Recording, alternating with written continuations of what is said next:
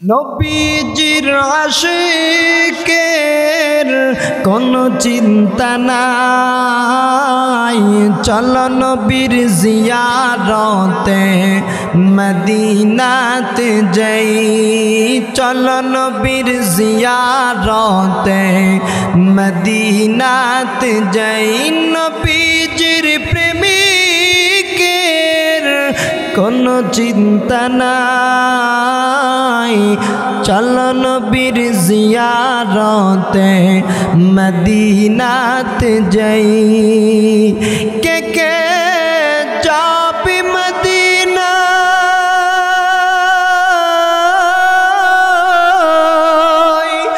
মদিনাতে কান্দে নবী উম্মতের মায়ায়। কে কে যাবি মদিনা,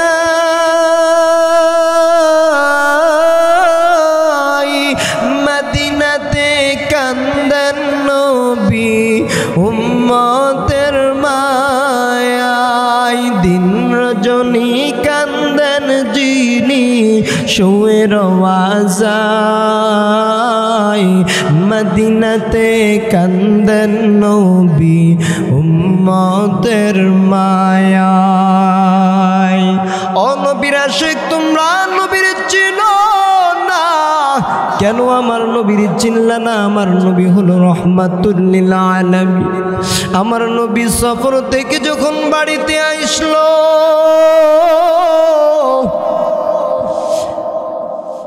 ফাতেমার করে যখন গেল, চাইয়া দেখে হাসান আর হুসাইন ক্ষুধার কারণে কান্নাকাটি করে। আমার নবী চোখের পানি ছেড়ে দিয়া ডাক দিয়া বলে, ও ফাতেমা, আমার নাতিগুলা কি জন্য কান্নাকাটি করতেছে? ফাতেমা চোখের পানি ছেড়ে দিয়া বলে, আব্বা জান, আজকে 3 দিন ধরে আমি ফাতেমার ঘরে কোনো খাবার নেই। আমার নবী ঘরের ভিতরে প্রবেশ করলেন না, দৌড়াইয়া নবী ঘর থেকে বের হয়ে গেলে। আমার নবী কাজ তালাশ করতেছে, কার বাড়িতে কাজ করবে? হাসান আর হুসাইনের জন্য কিছু খানার ব্যবস্থা করবে।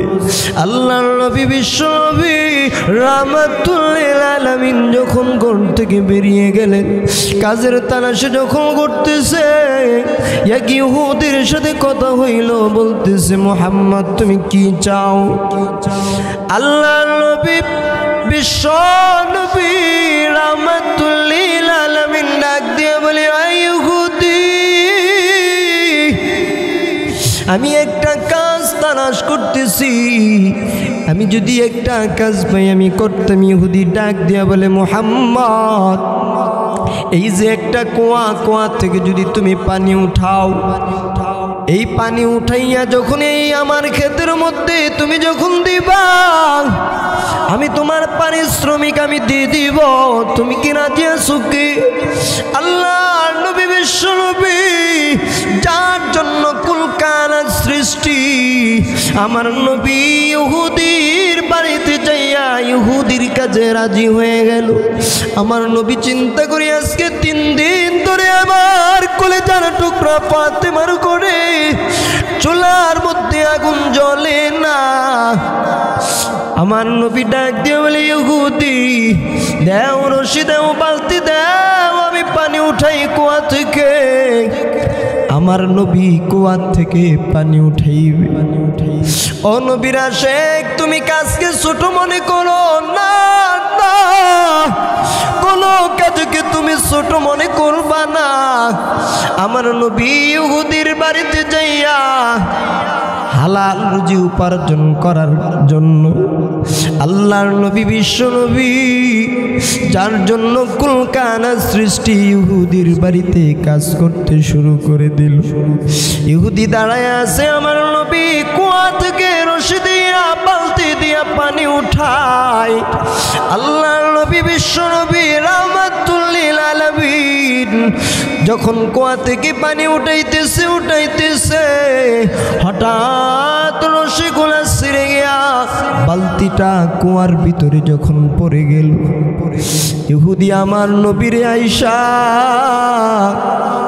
আমার নবীর চেহারা, যে চেহারার মধ্যে মশা মাছি বসা পর্যন্ত আমার আল্লাহ হারাম করে দিয়েছিল, এই ইহুদি আমার নবীর গালের মধ্যে একটা থাপ্পড় মেরে দিল। আমার নবী ডাক দিয়ে বলে, ইহুদি কেমন মায়ার নবী চিনলি না রে নবীর আশিক। আমার নবী এমন ভাবে ইহুদির ডাক দিয়ে বলে, ইহুদি আজকে আমি নবীও 1 সপ্তাহ পর্যন্ত ভালো কোনো খাবার খাই না, আমার শরীরটা শুকায় গেছে। ইহুদি বালতি থেকে রশিটা ছিঁড়ে কুয়ার মধ্যে বালতিটা পড়ে গেছে। ও ইহুদি তুমি রাগান্বিত হইয়া আমি মুহাম্মদকে থাপ্পড় মারলা। ও ইহুদি আমি নবী আজকে 1 সপ্তাহ ধরে ভালো কোনো কিছু খাই না, আমার শরীরটা শুকাইয়া গেছে, আমার চামড়া গুলা ঢিল হয়ে গেছে। ইহুদি তুমি আমার গালের মধ্যে যখন থাপ্পড় মারলা, আমি তোমাকে জিজ্ঞাসা করতেছি, ইহুদি তোমার হাতের মধ্যে কি ব্যথা পাইছো? ইহুদি থমকে গেল, কি ব্যাপার? আমি তাকে মুহাম্মদকে থাপ্পড় মারলাম, সে আমাকে জিজ্ঞাসা করে আমি কি ব্যথা পাইলাম। মারলাম আমি মুহাম্মদ জিজ্ঞাসা করে, কে থাপ্পড় মাইরা জিজ্ঞাসা করতেছে আমি ব্যথা পাইলাম নি, কে গো? এটা কোন মানুষ আমি বুঝলাম না।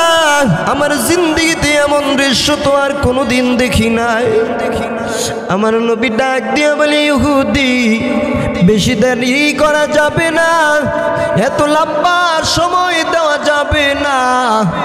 তোমার কাছে আমি চাই যে কাজের বিনিময়ে আমি তোমার কাছে কাজ করলাম, কাজের বিনিময়টা আমি হালকা কিছু পাবো জানি, পুরাটা হয় নাই। এই হালকা কিছু খেজুর আমাকে বিনিময় দিয়ে যাও, আমি চলে যাই। ইহুদি কোনো কথা বললেন না, আমার নবীর পারিশ্রমিক দিয়ে দিল। নবী অল্প কয়টা খেজুর খুরমা নিয়ে চলে গেল হাসান আর হুসাইনের বাড়িতে। আমার নবী চলে গেলেন হাসান আর হুসাইনের বাড়িতে যাইয়া এই খেজুরগুলা হাসান আর হুসাইন আর ফাতেমাকে দিল, তারা খাইতেছে। আমার নবীও খাইল। ও নবীর উম্মত, এই ইহুদি এমন ভাবে চিৎকার শুরু করল, আমি কারে থাপ্পড় মারলাম রে? আমি চিনলাম না, কি ব্যাপার? এমন নাজুক মানুষ তো আমি কোনোদিন দেখি নাই। রহমাতুল লিল আলামিন যে কাজটা করলো আমি বুঝে গেছি সে একজন রহমাতুল লিল আলামিন, সে সাধারণ মানুষ হইতে পারে না। আমি কারে আমি থাপ্পড় মারলাম যে রে অপরাধীর নেই। একটা দা নিলেন, দাটা নিয়ে যে হাত দ্বারা সে আমার নবীকে থাপ্পড় মারলো, নিজের হাত দিয়া নিজের হাতটা কেটে ফেলে দেয়। কিছুদিন পরে ইহুদি আমার নবীর দরবারে গেল, যাইয়া বলতেছে, আসসালাতু আসসালামু আলাইকা ইয়া রাসূলুল্লাহ, আসসালাতু আসসালামু আলাইকা ইয়া হাবিবাল্লাহ। নবী গো,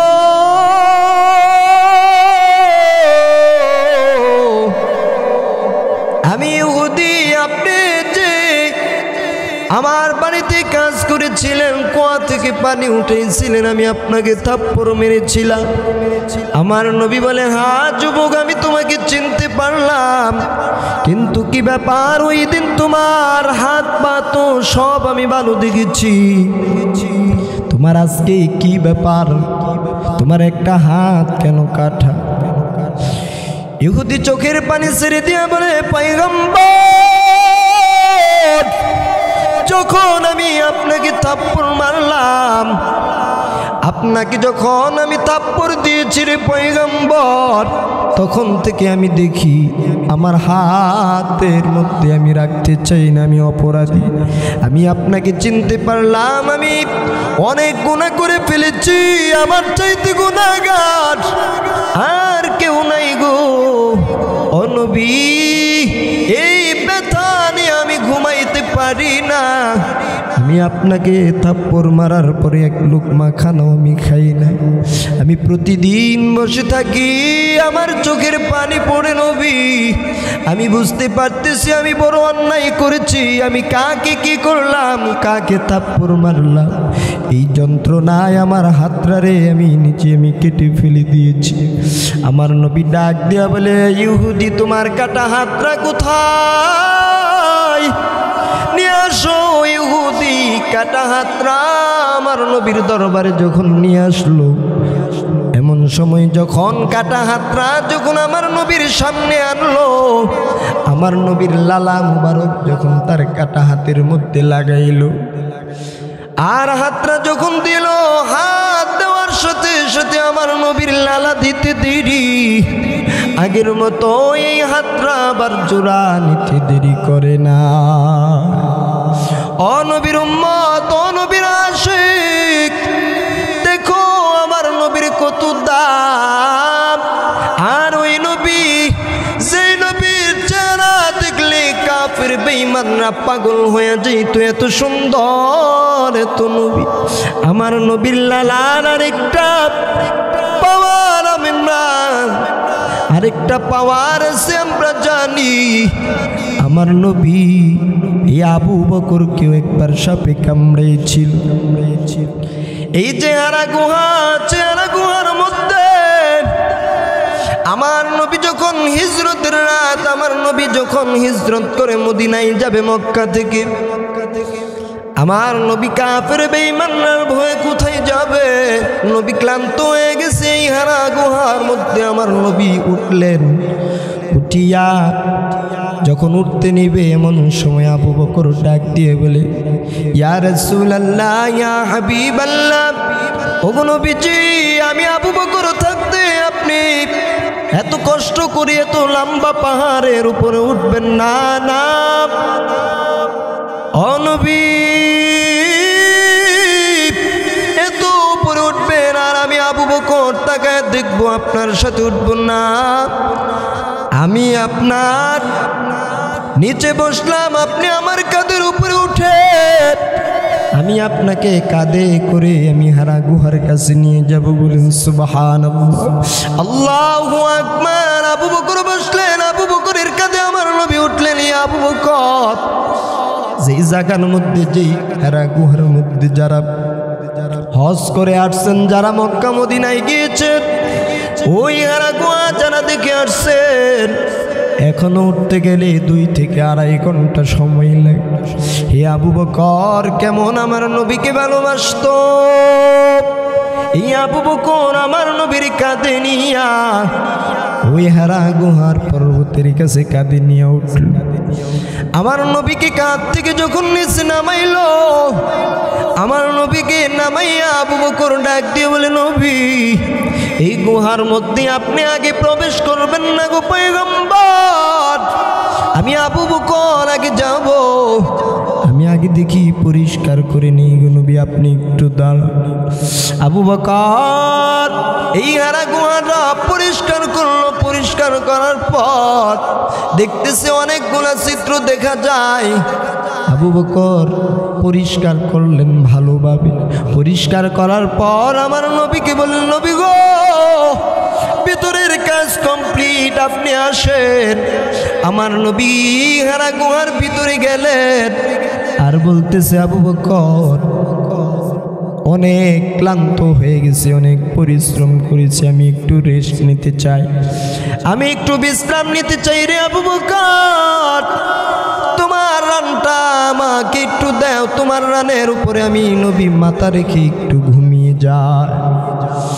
আবু বকর যখন তার রানটা যখন বিছিয়ে দিলেন, আমার নবী তার রানের উপরে মাথা রেখে আমার নবী যখন বিশ্রাম করতে শুরু করলেন, ঘুমিয়ে গেলেন, আবু বকর তাকায় দেখে অনেকগুলা ছিদ্র দেখা যায়। সাপ, একটা সাপ এটার ভিতরে বারবার যেন আসতে চাই, কাউকে কামড় দিতে চাই।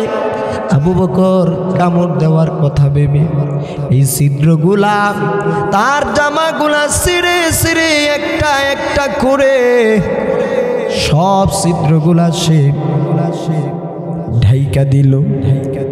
যখন তার ডাকা শেষ হইল, আরেকটা গর্ত ডাকতে পারতেছে না, এমন কোনো কাপড় নাই।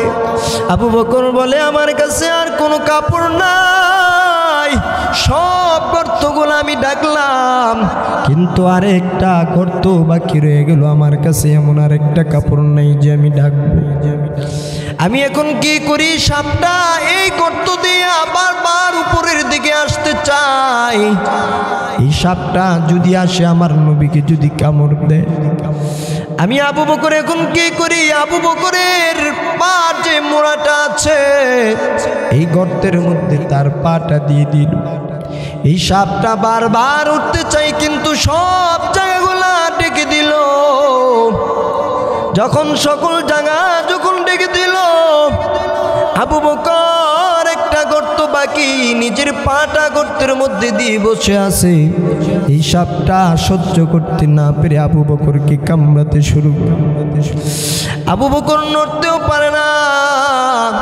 আমাদেরকে সামান্য একটা পিঁপড়াই কামড় দিলে শরীরটারে ঝাঁকি দেয়, আহ বলে আমরা উচ্চারণ করি, ব্যথা পাইছি।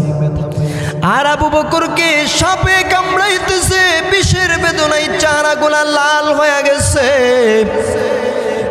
আমার নবী আবু বকরের রানের মধ্যে আবু বকর একটু নাড়াচাড়াও করে না। এখন যদি আমি বিশ্বের বেদনায় আমি যদি নাড়াচাড়া করি, আমার নবীর ঘুম ভেঙে যাবে।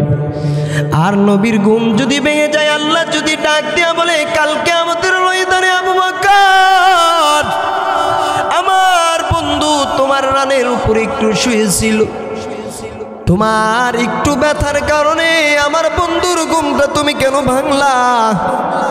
আল্লাহ যদি এই প্রশ্ন করে, আমি জাহান্নামী হয়ে যাব। না না না, আমার নবীর ঘুম আমি ভাঙতে পারি না। আবু বকরকে এই সাপটা বারবার যখন সবর দিতেছিল, আবু বকরকে যখন বারবার কামড় দেয়, আবু বকর চুপ হয়ে বসে থাকে। চোখের পানিগুলা ঝরঝর অজর দ্বারাই পড়তেছে। আবু বকরের চেহারা লাল হয়ে গেছে। আমার নবীকেও ডাক দিতে পারে না, কারণ আমার নবীকে যদি ডাক দেয় ঘুম ভেঙে যাবে। হঠাৎ করে একটা আবু বকরের চোখের এক ফোঁটা পানি আমার নবীর চেহারার মধ্যে পড়ে গেল। আমার নবীর ঘুম ভাঙা গেছে। আমার নবীর ঘুম যখন ভাঙলো, আবু বকর ডাক দিয়া বলতেছিল, আমাকে মাফ করে দিবেন, বেয়াদবি মাফ করে দিবেন গো নবী। ও নবী, আমার চোখের ফোঁটার কারণে আপনার ঘুম ভেঙেছে। আমার নবী তাকাইয়া দেখে আবু বকরের চেহারা লাল হয়ে গেছে, চোখের পানি দিয়া পুরা গা ভিজে গেছে। আমার নবী ডাক দিয়া বলি, আবু বকর তোমার কি হয়েছে? তুমি কেন কান্নাকাটি করতেছো? ও আবু বকর তোমার কি হয়েছে? আবু বকর চোখের পানি ছেড়ে দিয়ে গেলে, পয়গম্বর এই যে গর্তের মধ্যে সাপটা, একটা সাপ, আপনি যখন আমার রানের মধ্যে আপনি শুয়ে গেলেন গো নবী। ও নবী, আপনি যখন শুয়ে গেলেন,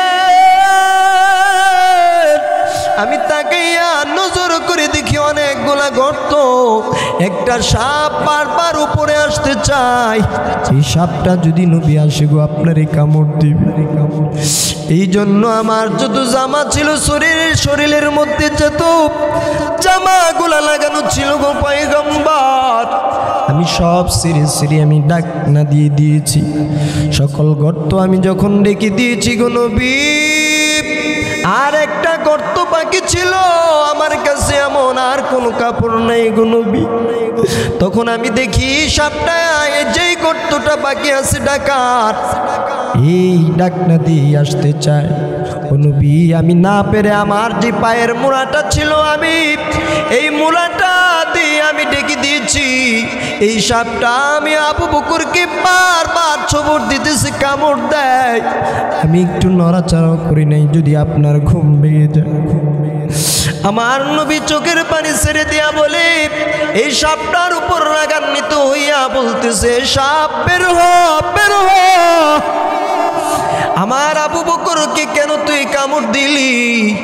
আবু বকর কে কেন কামড় দিলি? সাপটা। আল্লাহ জবান খুলে দিলেন, সাপটাও আমার নবীকে বলতেছে, আসসালাতু আসসালামু আলাইকা ইয়া রাসূলুল্লাহ, আসসালাতু আসসালামু আলাইকা ইয়া হাবিবাল্লাহ। ওগো নবীজি,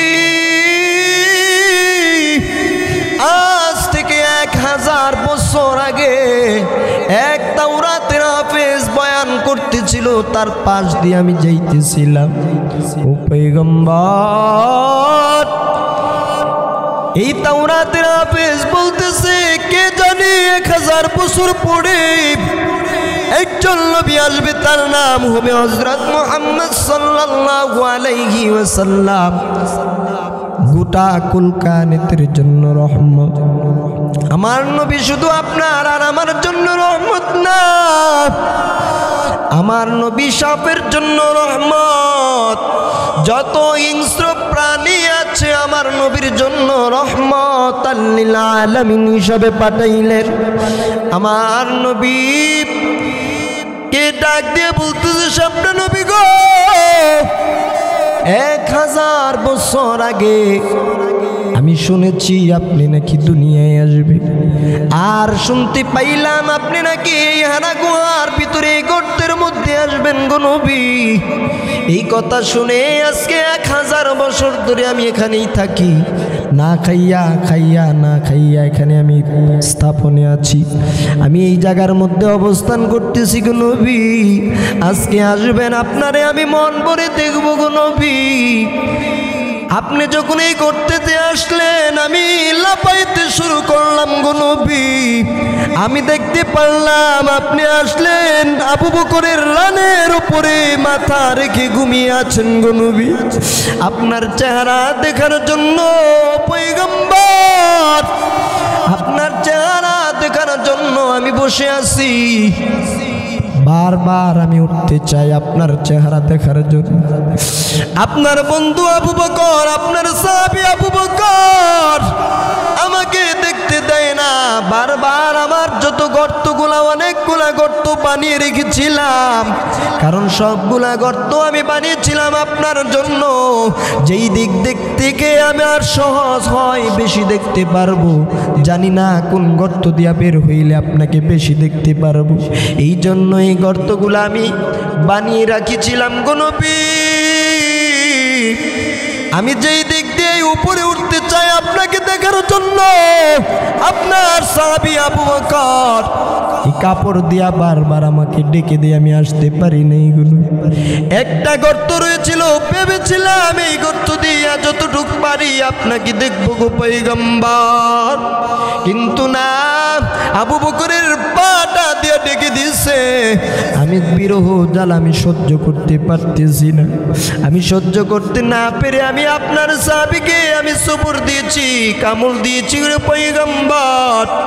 আমাকে মাফ করে দেন গো নবী, আপনার বড় পাগল আমি। আমার নবী আবু বকরকে বলতেছে, আবু বকর তোমার পাটা আমার কাছে দাও। আমার নবী একটু লালা নিয়া জিহ্বা থেকে আবু বকরের যেই জায়গার মধ্যে সাপটা দংশন করেছিল আমার নবী থুতু মুবারক লাগিয়ে দিয়েছে। সাথে সাথে আবু বকরের বিষের বেদনা, সাথে সাথে এই বিষের বেদনা চলে গেছে। বলেন সুবহানাল্লাহ। ও নবীর আশিক, ও নবীর আশিকরা, চিনলা না আমার নবী কেমন? জঙ্গলার পশু পাখি আমার নবীর চিনল, একটা সাপ আমার নবীর চিনল। তুমি আমি মানুষ হইয়া যেই নবীর জন্য কুলকানাত সৃষ্টি হইল ওই নবীরে তুমি আর আমি চিনলাম না। আজ থেকে ওয়াদা করো ও আল্লাহ জীবনের গুনাহগুলি মাফ করে দাও, সামনের জিন্দেগিগুলো আল্লাহ তোমার কথার উপরে চলার তৌফিক দান করো। এই বলিয়া আল্লাহর কাছে কান্নাকাটি করো আর আল্লাহর কাছে বলো আল্লাহ আমাকে আবু বকরের মতো বানাইয়া দাও, উসমান আলীর মতো বানাইয়া দাও। কেমন মোহাব্বত তারা করেছে দেখলেন। আমার নবী রহমাতুল লিল আলামিন, তারা আমার নবীকে চিনল আর আপনি আমি মানুষ হইয়া আমার নবীরে চিনতে পারলাম না। আজ থেকে ওয়াদা করেন আল্লাহ পাক রব্বুল আলামিন যাতে করে আমাদেরকে আপনাদেরকে নবীর মোহাব্বত অন্তরে পয়দা করার তৌফিক দান করুক। সবাই বলেন আমিন। ওয়া আখির দাওয়ানা আলহামদুলিল্লাহি রাব্বিল আলামিন।